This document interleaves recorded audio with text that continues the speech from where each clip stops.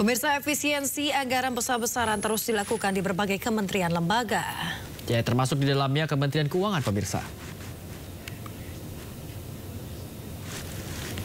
Menteri Keuangan Sri Mulyani menjelaskan salah satu bentuk efisiensi yang dilakukan di Kemenkeu, yakni konsumsi atau makanan di berbagai rapat telah dihilangkan. Menkyu menjelaskan dengan efisiensi itu pihaknya mengoptimalkan kegiatan rapat dan pertemuan secara daring. Praktik perjalanan dinas juga dibatasi hanya untuk pekerjaan yang sifatnya sangat penting atau yang bersifat tugas negara yang tidak bisa ditinggalkan. Semua catatan ini menjadi bagian penting. Penghematan anggaran ini diharapkan mampu memperbaiki kualitas belanja negara termasuk biaya operasional menteri. Bu Menteri dan pemerintah secara keseluruhan. Tapi memang yang sedang dilakukan saat ini diharapkan akan menciptakan sebuah budaya baru, penekanan kepada pelaksanaan tugas secara efisien, secara cepat, secara baik, pelayanan publik tidak dikorbankan. Dan tentu berbagai target-target tidak akan kita lakukan pengurangan. Dalam rapat kerja Komisi 1 DPR RI hari ini, Wakil Menteri Pertahanan Doni Hermawan mengatakan Kementerian Pertahanan dan Tentara Nasional Indonesia mengefisiensikan anggaran sebesar 26,9 triliun rupiah. Pemirsa, rapat kerja Komisi 1 DPR kemarin membahas anggaran sesuai instruksi Presiden nomor 1 tahun 2025 tentang efisiensi APBN dan APBD tahun anggaran 2025.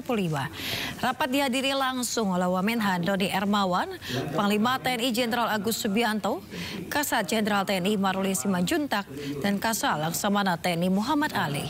Sejumlah hal yang diefisiensikan adalah hal yang tidak mendesak seperti biaya perjalanan dinas, kegiatan seminar, rapat, FGD, kegiatan selebrasi, seremoni, pengadaan infrastruktur tak mendesak, dan lain sebagainya. Dan layanan umum sebesar 548,3,29 miliar.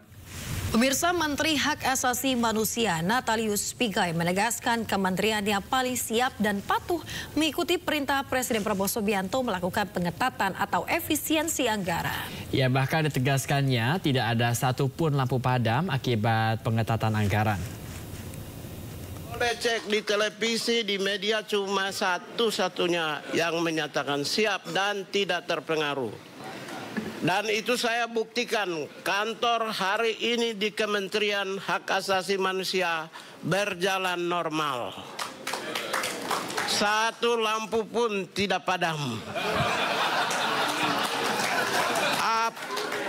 Apalagi kerja dari rumah, matikan listrik. Kita baru dialog dan diskusi, orang sudah ketakutan. Saya meyakini Presiden adalah kapten kapal yang mengarungi samudra bergelombang. Percaya saja kapten kapalnya, dia akan berlabuh mengantarkan rakyatnya di tepian samudra. Pemirsa, Presiden Turki Recep Tayyip Erdogan memberikan hadiah mobil listrik kepada pemerintah Indonesia saat bertemu Presiden Prabowo Subianto di Istana Bogor. Ya, pemberian mobil sebagai simbol persahabatan dan juga hubungan erat antara Turki dan Indonesia selama 7 dekade.